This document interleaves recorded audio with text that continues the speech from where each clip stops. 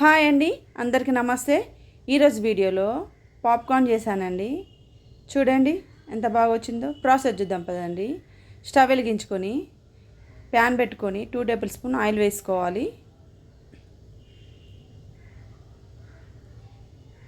చిటికెడు పసుపు వేసుకోవాలి. ఆయిల్ వేడైనాక ఒక 4 టేబుల్ స్పూన్ కార్న్ వేసుకోవాలండి. ఈ కార్న్ మనకు సూపర్ మార్కెట్లో దొరుకుద్దండి. 10 రూపీస్ ప్యాకెట్ కూడా దొరుకుద్ది.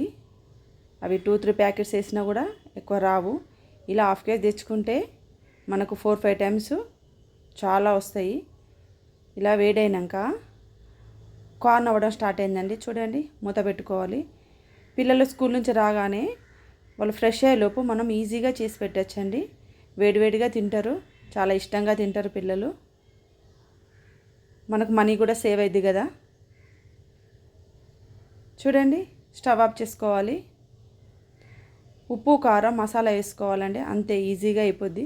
ఫ్రెండ్స్, ఈ వీడియో నచ్చితే సబ్స్క్రైబ్ చేసుకోండి, లైక్ చేయండి, షేర్ చేయండి.